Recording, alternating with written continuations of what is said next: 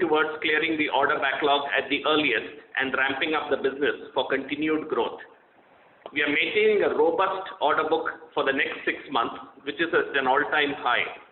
All our customers are seeing growth in their businesses. With a consistent delivery track record and a strong product development capability, our customers see us as a partner vital to their future. Our largest market continues to be the US, where monthly apparel store sales continue to be more than pre-COVID level for 4 months in a row now. Year-to-date sales in 2021 is 75% higher than 2020 and 2% higher than 2019. Augurs very well for us. Online sales of clothing and accessories is also continuing its momentum and growing strongly in 2021, with sales registering 50% growth over pre-COVID 2019 level. European Union apparel import data also indicates that 2021 is catching up with 2019 levels steadily. On the supply side, China has been losing share continuously over the years, and this has accelerated in recent times. COVID has been wreaking havoc in several producing countries like Vietnam, Cambodia, and Bangladesh. India, with its large population, offers a route to diversification for large buyers to de-risk supply chain disruptions. Government of India recently announced continuance of RoSCTL up to FY24. This provides policy clarity to exporters over the next 3 years, helping the growth of the sector. PLI scheme supporting MMF-based exports could also provide additional support to growth. The government has resumed discussions on FTA with Europe. This could be an opportunity to support labor-intensive textile exports from the country. All of these point to a sustainable advantage for the textiles industry in India. Turning specifically to the company, we are in the process of clearing the backlog from Q1 and gearing up on fall holiday season orders and spring-summer seasons ahead. In order to meet these requirements, we have ramped up our manpower in existing units to the maximum possible levels. We have started pre-commercial runs in our new Tumkur unit and plan to ramp it up to full capacity by end September, early October. This will add about 4.25% to our existing capacity. We are completing the formalities for a new unit in Bhopal, where we intend starting construction work shortly. This will contribute to an incremental 6.5% capacity. We are also scouting for additional lease capacity to meet with business requirements. We intend exploring options in Bangladesh for growth as well. We are also working on improving productivity levels in the factories, which will help realize another 4% of capacity. All these efforts will help unlock growth options for the company in the near future in line with market demand. We intend sustaining this growth over the next several years as we see strong growth for the industry and a particularly good opportunity for Gokaldas Exports with its manufacturing track record and diversified customer base and capabilities. The company plans to build upon our FY21 performance and improve the margin while delivering growth in FY22. The company has built the operational talent and capability to capitalize the opportunities and stay focused on being a leading manufacturer that is sought after by top global apparel brands. We are clear on our goals and aware that it's not the obstacles on the path, but the availability of clear paths to lesser goals that we need to be wary of. I thank you for listening and would be happy to address any questions that you may have. Thank you very much, sir. Ladies and gentlemen, we will now begin the question and answer session. Anyone who wishes to ask a question may press star and 1 on their touchtone telephone. If you wish to remove yourself from the question queue, you may press star and 2. Participants are requested to use handset while asking questions. Ladies and gentlemen, we will wait for a moment while the question queue assembles. To ask a question, please press star and 1 at this time.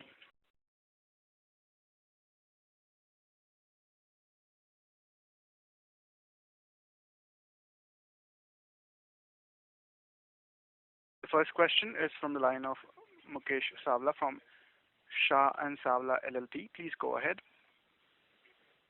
Hi, good morning, sir. Am I audible? Yes, you are. Thank you.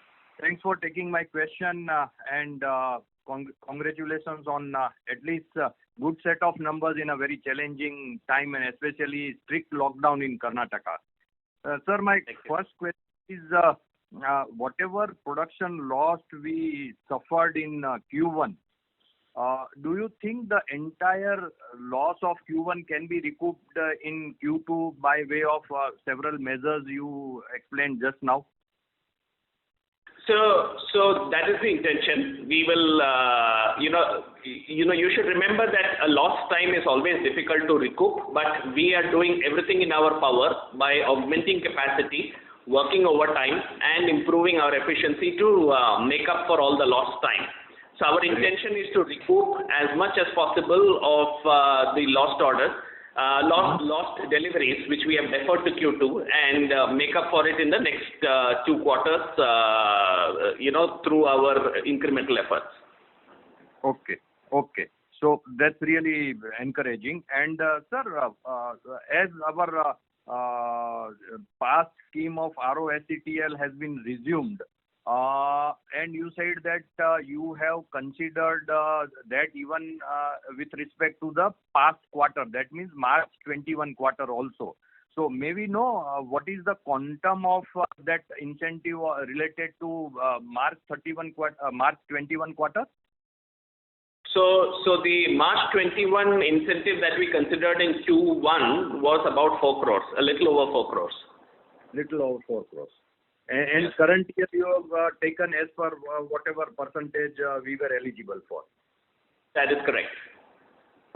Perfect. And sir, anything else kind of one time in the current result, maybe on the income side or maybe on the expenses side, apart from this ROSCTL? 2 crores ECL provision. No, nothing specific. Of course, we carried a heavy inventory cost because we had stocked up for full production in Q1, considering where we were. And we also carried a large labor cost because the labor were available, and though we didn't have production, we had the cost to bear. Okay. That's helpful, sir. Thank you very much and all the very best, and hope to regain the lost production loss and we come back to our growth trajectory. Correct. If you look at this Q1 versus the previous Q1, you would see that my labor cost has gone up by over 11 odd crores. So that's incremental, while we have still operated at similar capacity levels. Oh, okay. That gives you an idea. Thank you. Understood, sir. Thank you so much. All the very best. Thank you. Thank you. The next question is from the line of Gunjan Kabra, who is an individual investor. Please go ahead. Thank you for the opportunity. So what kind of scenario are we seeing in the industry after the COVID crisis in terms of how our customers' procurement strategy has changed for if we supply to H&M? So how has their sourcing strategy changed, and how do you think it's permanent kind of a change? So what are the changes you are seeing now versus pre-COVID? So this is an evolving situation. So you must be aware that currently Bangladesh is under a lockdown, and Vietnam is facing a raging pandemic. Even in parts of China, the COVID pandemic is raging. Cambodia is facing problems. So it's not just an India problem, it's a global phenomenon, or largely a phenomenon in the entire producing base of countries. So this is evolving. I believe that suppliers would like to diversify their sourcing from across multiple countries. And India being a very large country with regional variations in COVID-related impact and all of that, would really augur well from such de-risking moves by customers. And it is important for us as suppliers to also try to diversify our production base, particularly within the country and then eventually globally as well, so that we align ourselves with customers' requirements for minimal disruption going forward.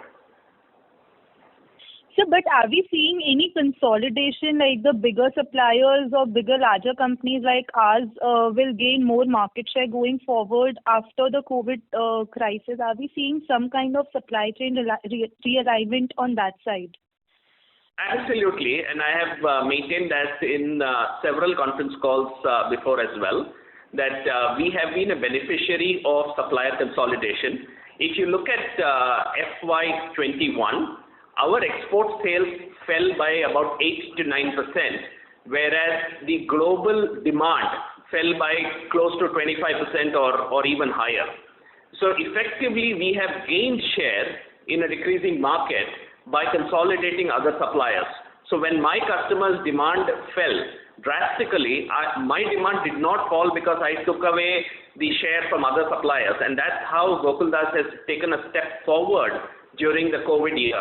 And now going forward, when we are growing and when the market is growing, we are starting from a higher level and ramping up from where we are. That's why it's imperative on us to augment capacity to keep pace with growth, starting on a higher platform that we found, that we got ourselves to at the end of FY21. Okay. Okay, so also what has been mentioned about the China Plus One strategy, and there's a ban from Chinese cotton which is going on since a while now. So, and we as a country have benefited also. So is this like a structural change you see in the industry going forward, or maybe a transitory one? Like, what's your take on it? So, some of these are structural because, the fall of China's share has been going on for the last 5-6 years. So it is not because of the ban of Xinjiang cotton which has actually led to it. All of these moves only exacerbate China's situation and presents an opportunity for others. The cost of labor in China is high.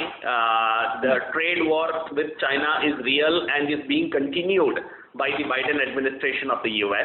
The specific ban on cotton from that particular province hurts China because that's a big cotton producing center for China and impacts cotton-based exports from China.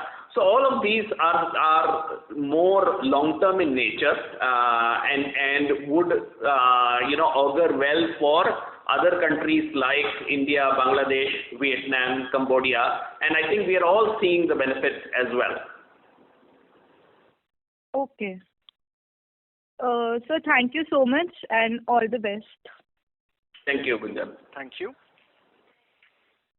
The next question is from the line of Bhavan Chheda from Enam Holdings. Please go ahead.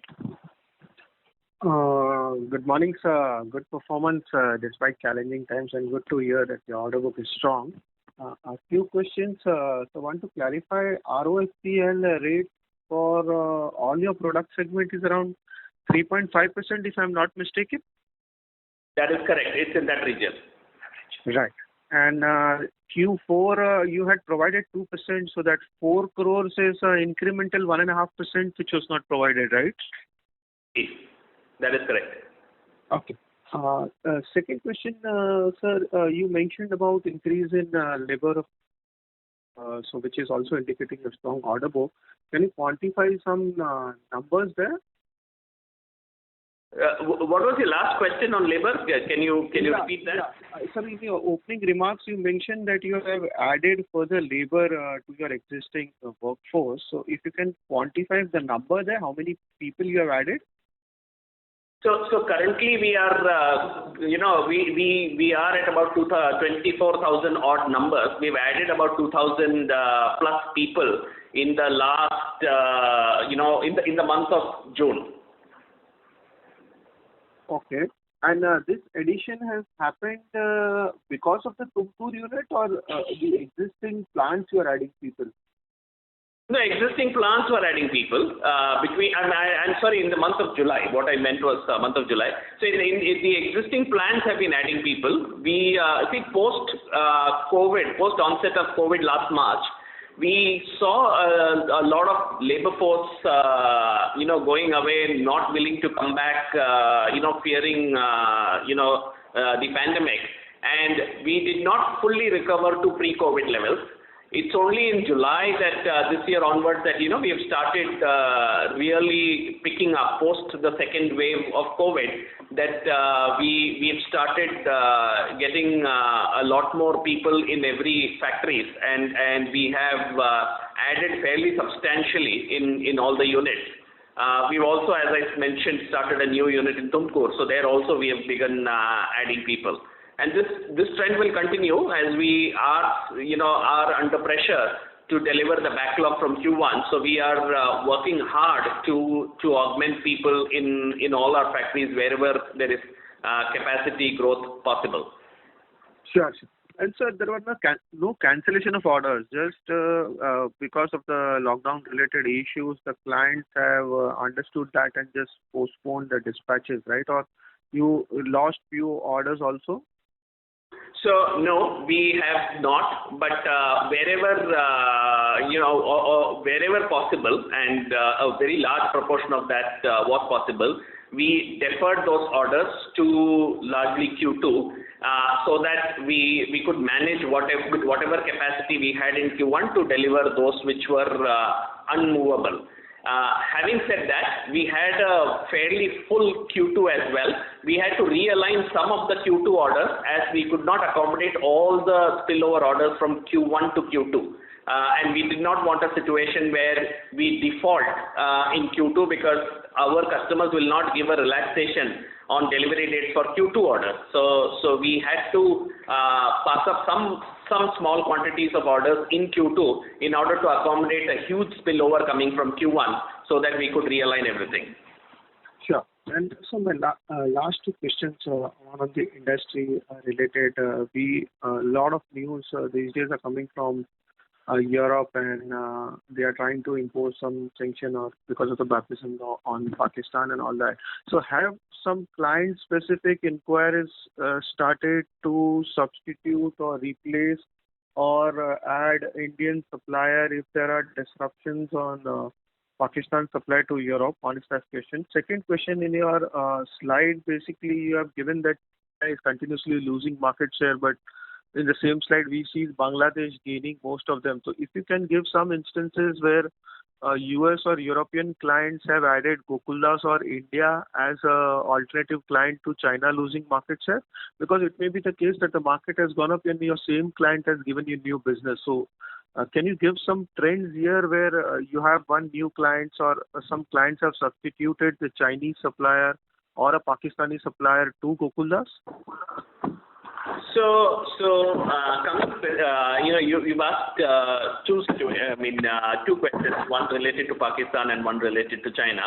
So the Pakistan move is a very recent one, and European Parliament has proposed it. So it will take a while before it takes effect. Pakistan is not a very large exporter, but nevertheless is a cotton-based exporter, and those opportunities will come India way because we have the ability and the opportunity to deliver some of those. The bigger opportunity always is from China, and Gokaldas in particular has been a recipient of orders which were either to being produced out of China. So we've got several orders which were China-centric orders to ourselves, and we continue to see that trend. We've also, added quite a few new customers in the recent past, and those customers have also been pushing more orders towards us. I mean, some of the recent customers that we added, recent as in the last 1 or 2 years, were like Marks & Spencer, Bestseller, TJ Maxx, Walmart, etc. And some of those are also, pushing orders towards us. We are also in advanced discussions with certain customers, and only because of pandemic, there has been a marginal delay, but we have in a fairly advanced stage where we may start production soon with a new customer of a sizable volume. So all of these are trends, emerging from decline in China, the trade war with China, etc., and an opportunity to produce elsewhere.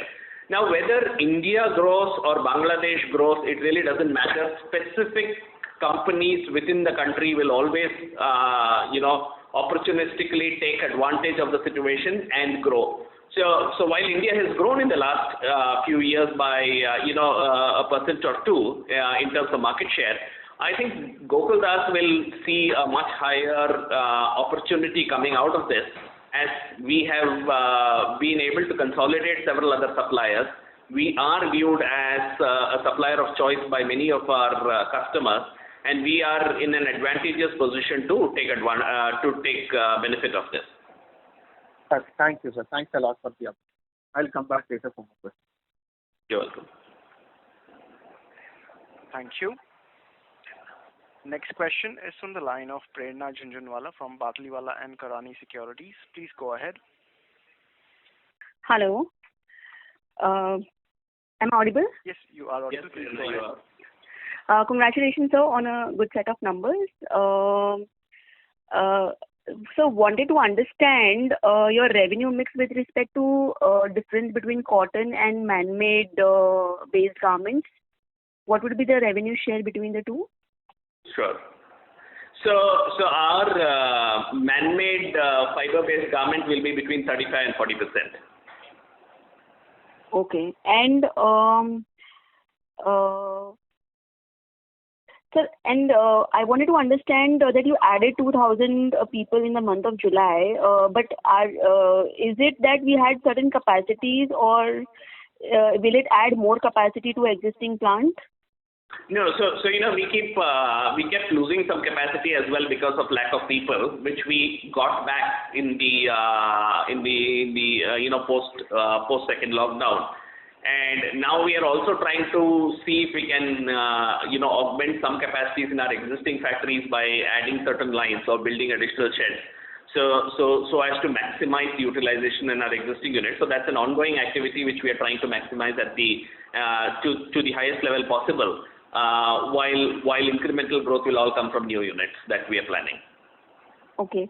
So, it will be very helpful if you could help us understand what will be the peak revenues from the new units and from existing units.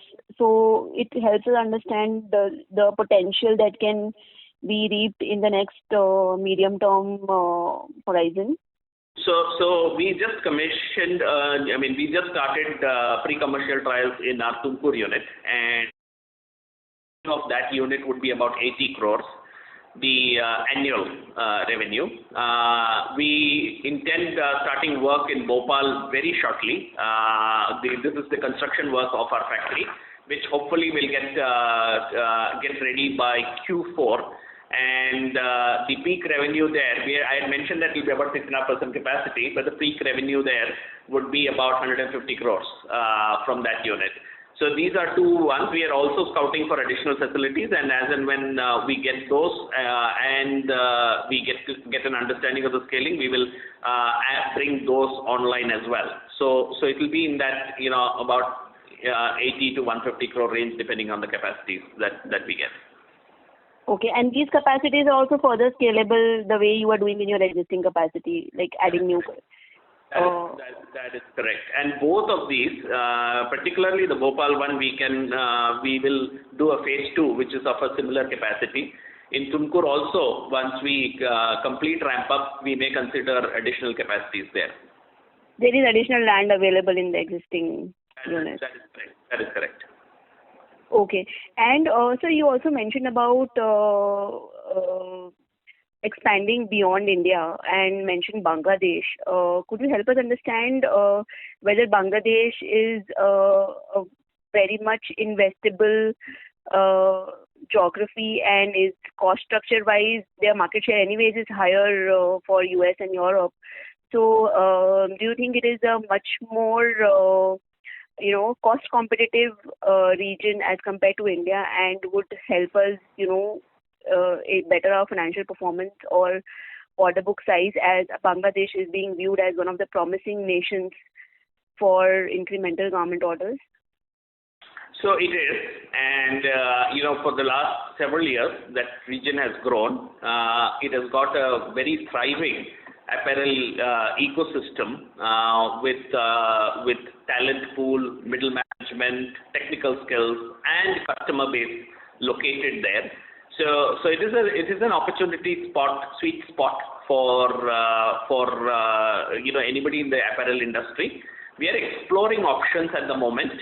We are far from concluding anything at this point in time, but we are actively exploring options there, and we'll update as and when some of these fructify. Okay. And sir, last question. Sorry to interrupt. May we please request you to return to the queue for your follow-up question, as we have several participants waiting in the queue. I just had last question, if I can take that. All right, go ahead. Sir, with respect to pass on RM cost, now that the raw material cost has been increasing for across commodities, so is it is the pass on of raw material cost happening with the customers, or how are the dealings happening? Yes, it is. Yes, it is. Yeah. Thank you so much. Yes. Thank you. Next question is from the line of Sunil Kothari from Unique Investments. Please go ahead. Yeah, thanks for the opportunity. And sir, congratulations to you and your team. Since you joined, you are fighting each and every challenges and trouble which originally was because of old management, and now this is because of COVID. So really a great job you are doing. Sir, my question is, with this ROCL reinstallation and ramping up of capacity, your, I think, revenue possibilities quarterly is more than, I think, 350 crore. So you in past you guided around 1,400 crore revenue possibility and peak revenue target, and double-digit EBITDA margin. So with this incentive, with now good order book, and with all this reinstallation of factories and manpower, can we achieve annual run rate of around 1,500 crore with 10-11% of EBITDA margin? So while I don't want to give specific numbers, what you indicated is definitely in the doable realm. Right. All right. So with this incentive, that becomes little easier, or we can talk about maybe higher margin also. So see, margin improvement is an ongoing target, and year on year we will be improving our margins. So currently we are working on a margin improvement in FY22 or FY21, and that is something which we are committed to, and we are working on, and we will do it. This is despite the fact that new capacities which are coming on board may serve to depress some of the margins to the extent that the new capacities come, as they will be underproductive for the first 6 months, 6 to 9 months, as they ramp up and as they achieve their peak productivity levels. So despite all that, I think at an overall basis we will still be ahead in terms of our margin, and we will do better than the previous year. So that is something which we are committed to, and we will deliver.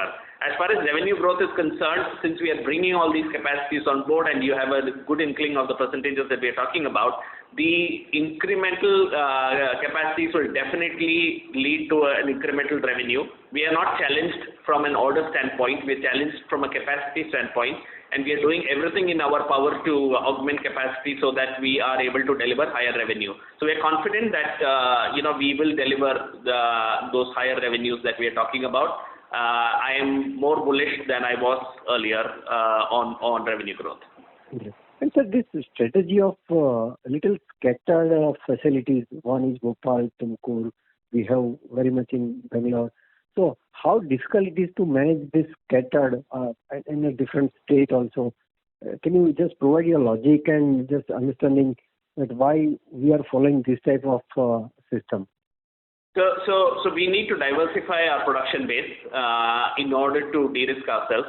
We need to also seek lower cost locations as we keep expanding, so that the incremental revenue comes at an incrementally higher margin and are sustainable well into the future. I do not want to put a lot of capex in high cost locations.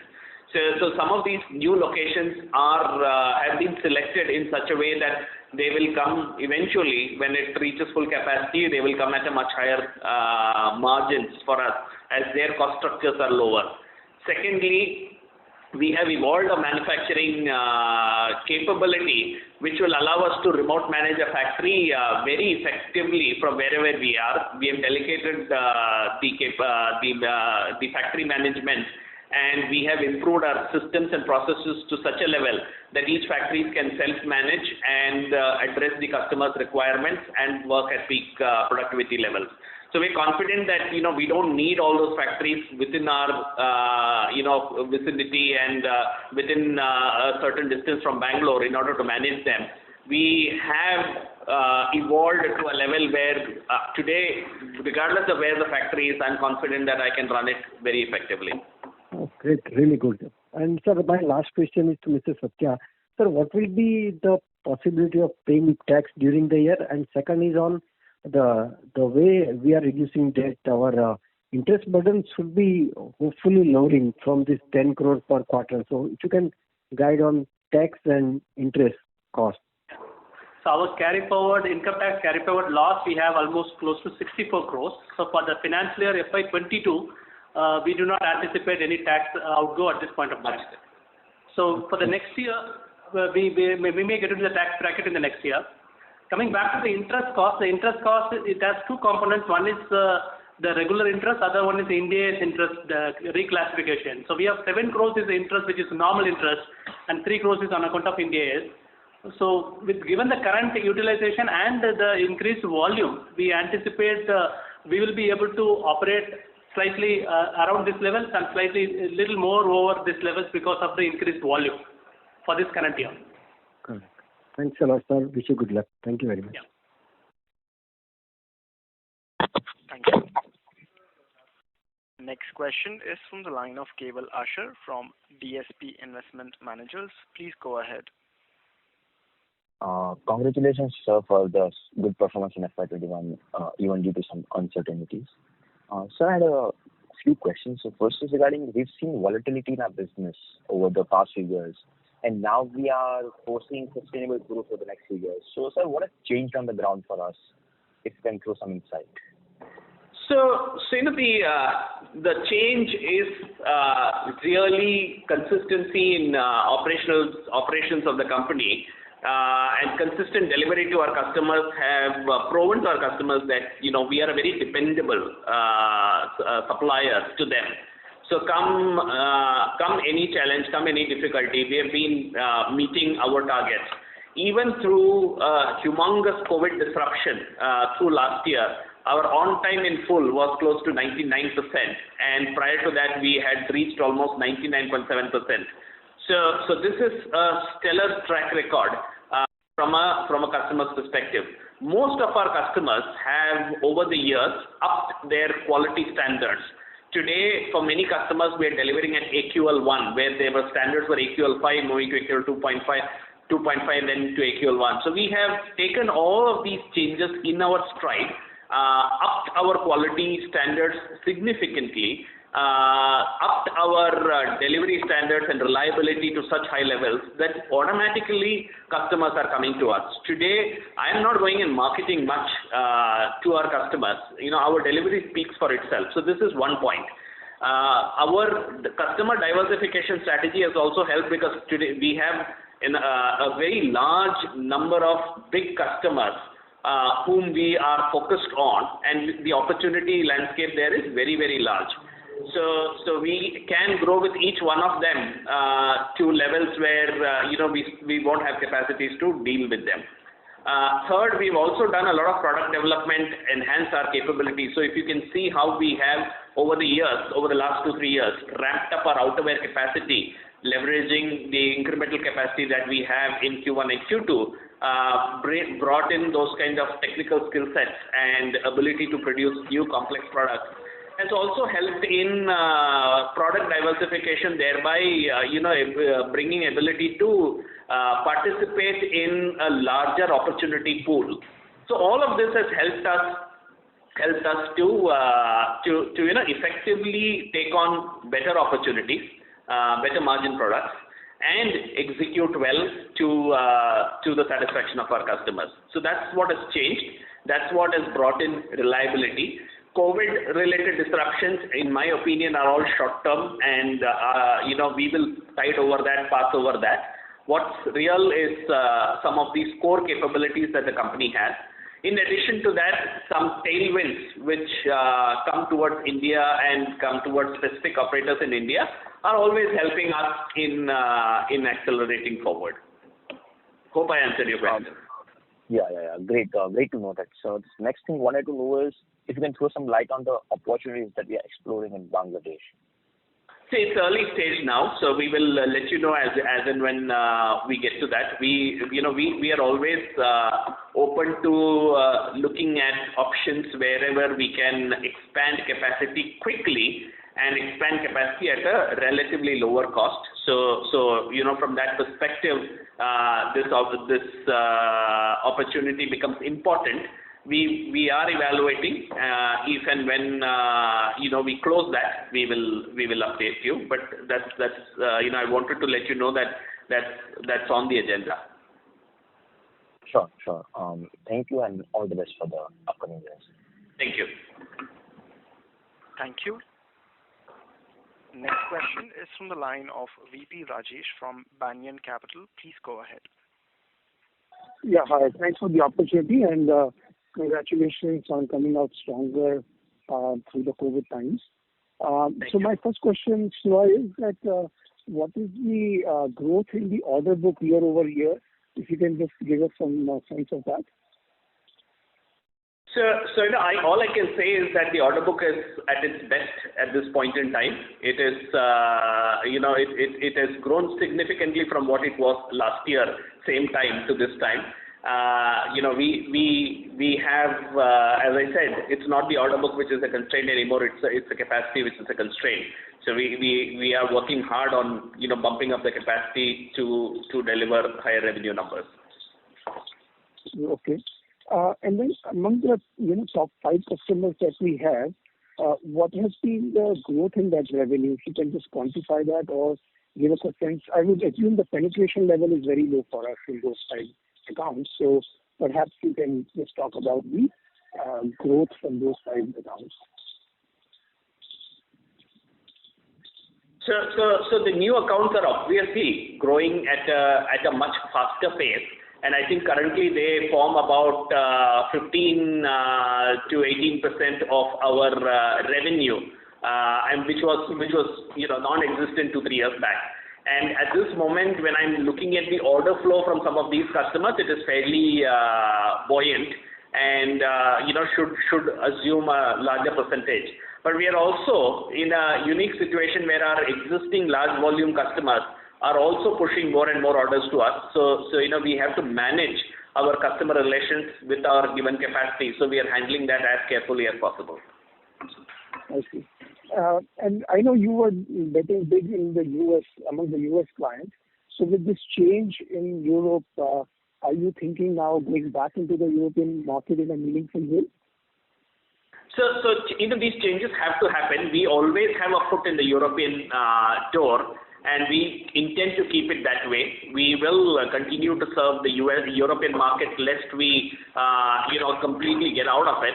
So we are, we will be there, and we want to keep it at a level where, we keep opportunistic growth in sight, but we will continue to focus on the US market where we see better margin opportunities for ourselves. Right. And my second last question is on the domestic versus exports. So what is your commentary on the domestic market? Is it getting any better or is it still in a funk? So we kind of exited the domestic market completely, and we're not tracking that as much. I believe that post-pandemic there will be some small resurgence in the domestic market, but we have chosen not to participate in the domestic market anymore. Okay. And my last question is just on the supply side. So are you thinking about expanding beyond Bhopal and Tumkur within India, or you are going to, after phase 2 in Bhopal, just try and build up more over there? What's the thinking, given that what you were saying, that folks are looking for more distributed supply now? Good question. If Bhopal is successful, then definitely we will build more in and around that location so that, we reach a critical mass in that location. Having said that, in order to prioritize speed of execution as well, we are also looking at leased capacities in the south of India so that, we can quickly bring them up to speed to meet the demand. And we are actively looking at some of those options as well. To bring up additional capacity. So yeah, all options are open from a capacity standpoint. We would like to have a good balance of low cost locations and those which offer time to market. Got it. Thank you so much and all the best. Thank you, Rajesh.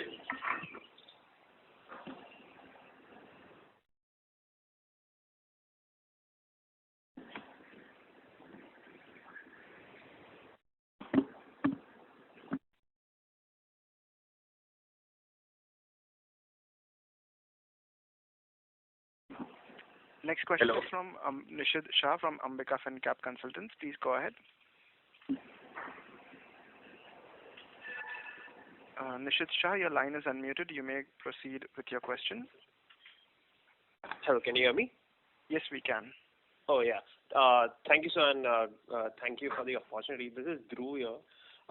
I have a question on the China opportunity. So, in your presentation on page number 20, you have shown that China is now only 20% of the US apparel, right? So, how low can it go from here? Very difficult question to answer. It's a good question, but a very difficult question to answer as there are multiple elements at play here. China is a fairly vertically integrated country with the entire value chain being present there, and they're very, very efficient, particularly upstream. The garment production is the high cost part for them and is increasingly getting out of China. So now after a steep fall over the last 2 years where they've almost fallen by 10%, particularly to the US, I think the fall may be a little more gradual going forward. Last 2 years fall has been largely related to all the trade war related issues. If you can see China's share into Europe, their fall has been a little more gradual, and in the last 2 years they have fallen by about 2%. So US is a larger market, which is a market that we are targeting, and that's where China has fallen sharply. In Europe, over the longer term they have fallen, and over the shorter term they have fallen less, as they might have pivoted a little more to Europe. I don't think we can put a number to it that easily, given all the dynamics of different countries. COVID also could play a role in some of these, depending on how challenged some of the other manufacturing countries are, like Vietnam, Cambodia, and even Bangladesh to some extent, as all these countries are now facing a fairly strong resurgence of COVID and manufacturing is impacted. So over the short term, maybe it will be a little hold kind of situation, but over the medium to long term, they will gradually ease off. That's my read of the situation. Right, sir. So my question pertains to, if we are not backward integrated, what advantage will we have X of COVID once the COVID is out against the likes of Bangladesh and Vietnam? So Bangladesh is not backward integrated. India is. India has a thriving spinning, weaving to fabric processing industry, particularly on the cotton side, which is our strength area. So India is fairly backward integrated. Bangladesh isn't. Bangladesh still largely depends on fabric from India or China for their needs. So to that extent, India is in an advantageous position. We have very good cotton fabric, viscose fabric producers, and those are the ones where we are working with also to do some more product development so that we can displace certain products which were hitherto available only in China. So all of those work are going on, and I think India with its integrated play will definitely have an advantage. So sir, any of our capacity is coming from backward integration, or it's just for the end product? For the moment, we are only looking at apparel manufacturing, and capacity augmentation is only from that side. but we do have long-term relationships with our suppliers, with our large fabric suppliers, and we have a fairly strong relationships where we work with them on supplying end products to our customers. So do a lot of product development, jointly pitching for business, etc. Right. And so, if you can just give a number, how has U.S. apparel imports has been growing? I can see the 3 years number, but if you can just give a holistic, how has the CAGR been over last 4-5 years? I will have to get back to that. I just wanted to know the size of. Sure, I think we can handle this offline because I don't know. I don't have the 4-5 year CAGR in hand. As and when we can handle this offline, and I can provide that for you. Thank you. Thank you so much. You're welcome. Thank you. Next question is from the line of Shikha Mehta from Equitree Capital. Please go ahead. Hello, sir. Most of my questions have been answered. I just have a couple of more ones. Could you give us some guidance on how the raw material has been moving and how our gross margins are going to be for maybe this year? See, raw material prices are largely passed through for us. When we book an order, we factor in what the raw material prices are and factor into our order, and then decide to take the order if we feel comfortable at the final pricing that we get. So as you are aware, while yarn prices have gone up sharply, fabric prices haven't gone up that much. We having a good long-term relationship with our fabric suppliers, we have long-term contracts with them, which allows us to get a better pricing, and wherever possible, we have pushed back and passed on the prices back to our customers. So I don't foresee too much of a raw material problem. Whatever little we may have, we will get it absorbed and still deliver the margins. So it may not be a big factor for the moment. So, is there any lag in passing through the raw material prices to our clients, or is it just instant? It's instant because when I book an order, I do all the costing and then pass on the pricing accordingly. Okay. And I then back to back secure the raw material for that particular order. Right. So do we have a number on our capex figure for the year?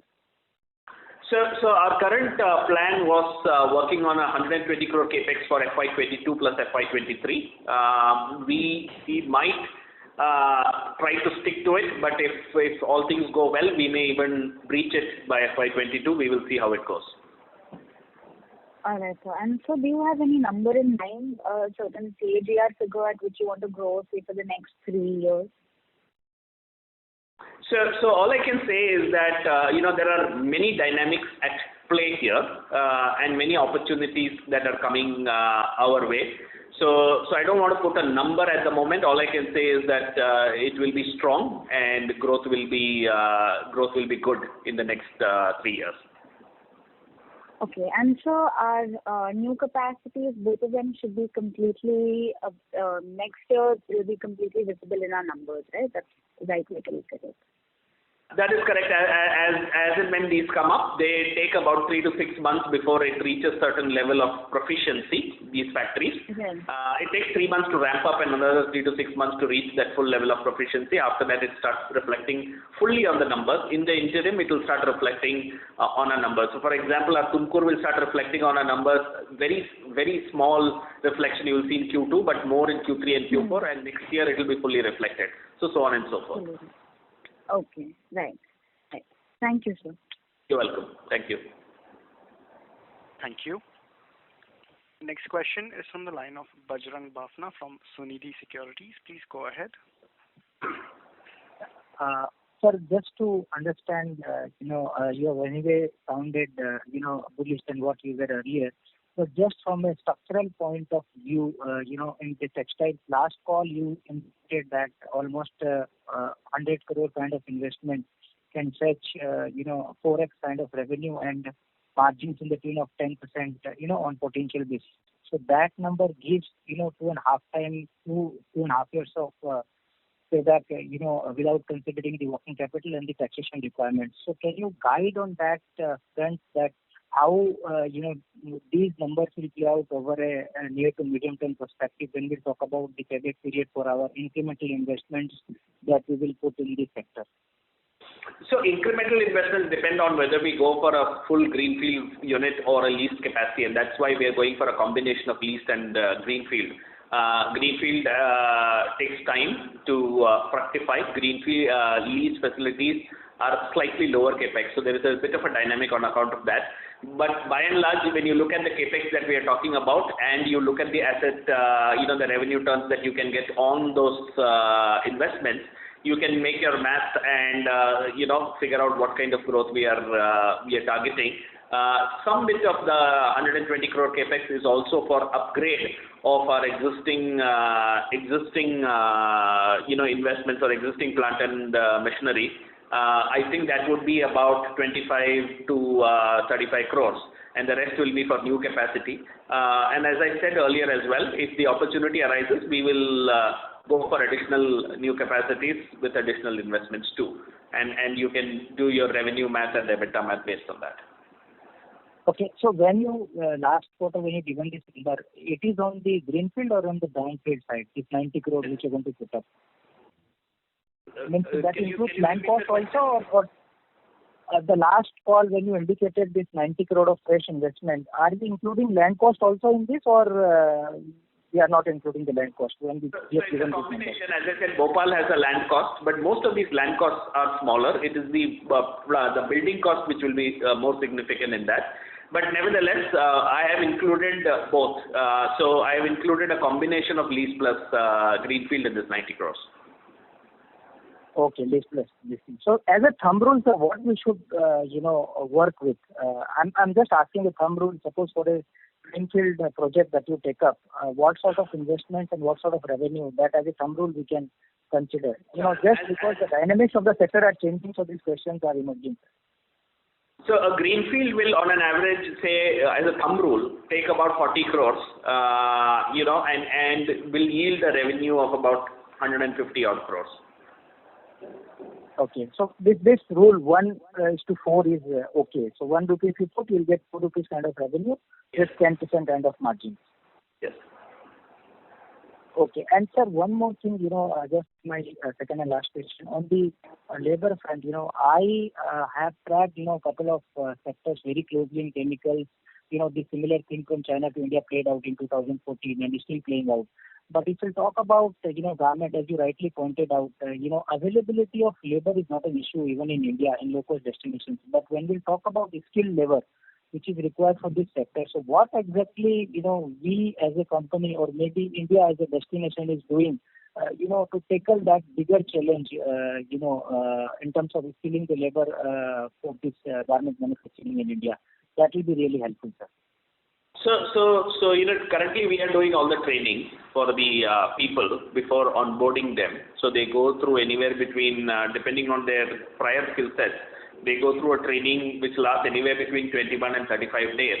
And then they are put on the floor and then pulled out for time to time for refresher courses for the first 6 to 9 months before they are fully proficient.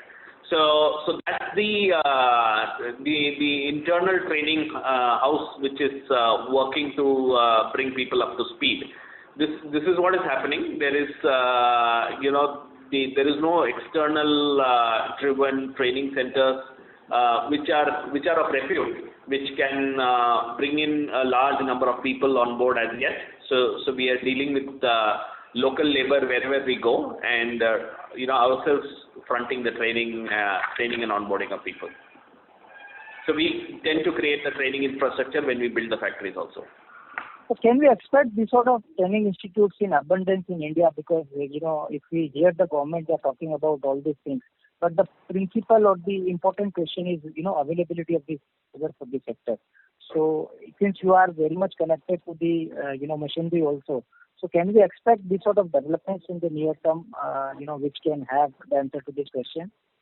So the government provides a lot of training related incentives and all of that. The issue is that training has to happen in and around where the factories are, because that is where the labor is. We tend to prefer labor from the area where we put up our factories. creating training infrastructure all over the country and expecting people to migrate to factories may or may not happen. So then that becomes a wasted training. So there are a lot of other practical challenges when you look at some of these, standalone training institutes and all of that.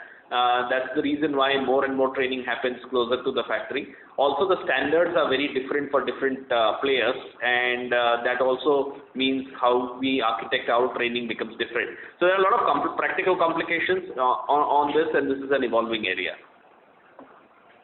Thank you.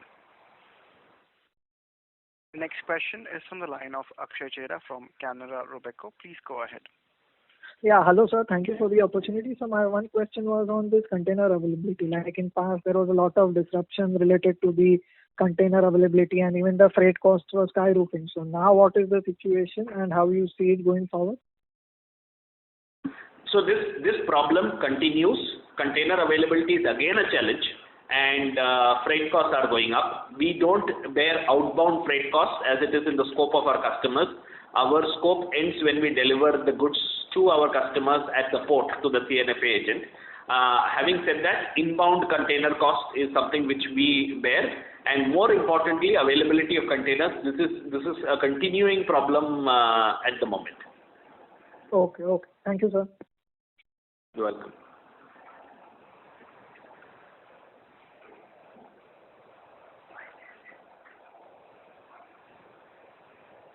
Thank you. The next question is from the line of Arvind Kothari from Niveshaay. Please go ahead. Yeah, hello sir. Congratulations on a good set of numbers. Wanted to inquire that the kind of model we have, do we also do the product development for our clients, or we just execute the orders? And also players like PDS Multinational who do, in the fast fashion, they are gaining traction due to maybe designing the whole thing fast and shipping it made via Bangladesh and maybe other geographies. Do we have such players on board, and how we are addressing the fast fashion segment in that sense? Okay, so we do a lot of product development and work with our customers. So our customers are of different capability levels. So there are extreme fashion-oriented customers who can do all the product development themselves. But even there, we bring in the manufacturing expertise and do tweaks which enable us to keep the styling largely intact and yet make it easier to manufacture. So our value addition becomes important. And there are customers, for example, a customer like a Walmart or somebody like that, where they may not be a fast fashion customer, but they also want a lot of advice on how do we, what products, product development, etc., where we could add value to them. So it's a combination of all of this.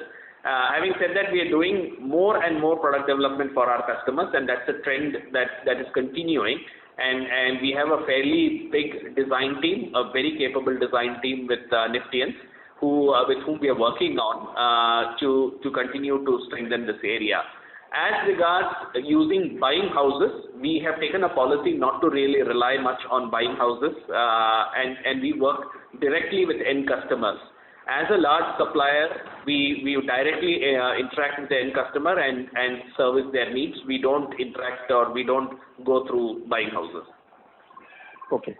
And another problem, maybe few people were highlighting that in Bangladesh there's an audit issue which in a way was neglected for a long period of time now. But post the pandemic, a lot of these questions have been flaring up, and whether that is benefiting the Indian players in any fashion, and that is the reason why we're getting more orders, as you were alluding to? No, that is not the case. So if there are audit-related issues, people are given time to also address the audit-related issues. And these are ongoing things. We are getting good orders primarily because we are executing very well. We are consolidating the supplier base, and we are also taking orders which were in the past being run out of China and all of that. Bangladesh continues to largely focus on the European market as they get FTA into Europe, while we focus largely into the US market. So to that extent, there is a little low level of overlap between ourselves and Bangladesh, even though for specific orders and specific customers, we do compete. Audit-related issues are not really that super critical, and if there are, then I'm sure the Bangladeshis will have the capability to handle it. Okay. Thank you so much, sir. Thank you. Thank you. Next question is from the line of Abhilasha Satale from Dalal and Brocha Stock Broking. Please go ahead. Yeah, hello. Thank you for taking my question. I wanted to ask about the PLI scheme. There is a PLI scheme which is talked for the textile segment. So, is there any update? What kind of scheme will it be? When is it likely to get announced? And whether we will participate in that scheme? So I can't tell you when it will be announced because it is in the hands of the government of India, and they are working on it. There was a lot of suggestions which the industry had, which the industry conveyed to the government, and they are actively working on it. The government is quite intent on bringing in a PLI scheme to give a further boost to the textile industry, and as and when it comes, we intend taking, leveraging it to the extent that we could. So we are keenly awaiting the PLI scheme. We are keen to look at all the contours of what the PLI scheme offers us, and we would like to take benefit out of it as well. Okay. Okay. And my second question is, as you rightly said, that the yarn prices have gone up sharply and fabric prices have not gone up in that tandem. But that is mainly because the domestic demand has been lackluster. As domestic demand improves over a period of time, there is a possibility that the sharp yarn price increase will get passed on to the fabric also. So when we are guiding for this kind of margins, we have taken that into account, right? So there are these kind of seasonal volatility, and even if you look at cotton prices have not gone up as sharply as the yarn prices. So yarn industry has been enjoying a good margin for the time being, and these seasonalities do tend to move with time. I don't foresee too much of a problem from a raw material pricing standpoint. As I said, we would like to pass it through to our customers to the extent possible. Okay. Yeah. And just the last question, if I could squeeze in, that is again on the macro scheme. We have seen China losing market share, and it will be gradual from here on. But the large benefit has gone again to Bangladesh and the Vietnam kind of countries. So has anything changed for India from this point onwards, which is giving us visibility that India will gain market share going forward, or in US, Europe market, apart from this GSP issue of Pakistan? So what has changed currently? Because that in the China losing market share has been, it has been there since a long time. Yeah. So all of these take time to reach a critical mass, and as China's fallen market share initially, the first flush was absorbed by Vietnam and then Cambodia as well, as many Chinese players themselves went and set up shop in these two countries. Bangladesh always had a twin advantage of lower labor cost and duty-free access to European market. So these were the low-hanging fruits which have been taken first, and then subsequently more will come to India. But it really doesn't matter whether India benefits substantially or India benefits somewhat. People, specific operators within India can take more advantage rather than India as a whole, and that's what would happen. And people like Gokaldas, other good strong operators would definitely benefit much more than say the country as a whole, as we are better quality suppliers in the country. Thank you. Next question is from the line of Bharat Choda from ICICI Securities. Please go ahead. Yeah, thanks for the opportunity, sir. I had a question regarding our revenues for FY22. Like, despite Q1 being weak, do you think we'll be able to surpass FY20 levels in FY22? I think so. Yes. Okay. And for FY23, could we be working with around 1,800 crores of revenue with the additional capex that you have said? So the additional capex will definitely give the kind of revenue that one is expected out of those additional capex. These are all dynamic. We will try our best to get to those numbers. We are working as aggressively as possible to deliver those numbers. And sir, one more thing, after capex of 120 crore, how much is the Tumkur capex is also included in 120 crores? And what is the quantum? That is correct. And Tumkur capex is 15 crores. Okay, sir. Thanks for answering my questions. Thank you. You're welcome. Thank you. Next question is from the line of Sunil Kothari from Unique Investments. Please go ahead. Yeah, sir, just one clarification. I think our fixed deposit in the bank is roughly 145-50 crore, and we were trying very hard to encase those, and there was some issue related to some old factory and all. So where is the progress and what's your feel when we'll be able to encase those bank deposits? Yeah, we are in the advanced stage of completing that exercise. We got the sanctions from some of the leading private banks. We intend to complete this, initiate the exercise in this quarter. We are hopeful that we'll be able to complete it in this financial year itself. Okay, and that will benefit, in a very significant manner, because our deposit return on deposit will be very low, and we are paying very high interest rate, I think. Obviously, yes. Sure. Thanks a lot. Wish you good luck, sir. Thanks a lot. Thank you. Next question is a follow-up from the line of Gunjan Kabra, an individual investor. Please go ahead. Sir, thank you so much, but my question got answered. I had a question regarding capex. It got answered. Thank you. Thank you. Ladies and gentlemen, that was our last question. I now hand over the conference to the management for closing remarks. Over to you. Thank you so much. We are working hard to make sure that we address the opportunity that is available to the company.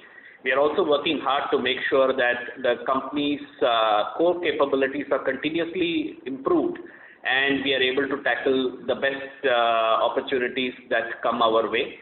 I'm confident of the industry and the opportunity in the industry, and I'm confident that Gokaldas Exports is well placed to take advantage of that. Thank you. Look forward to talking to you again. Thank you very much, members of management. Ladies and gentlemen, on behalf of Gokaldas Exports, that concludes today's conference call. Thank you all for joining us, and you may now disconnect your lines.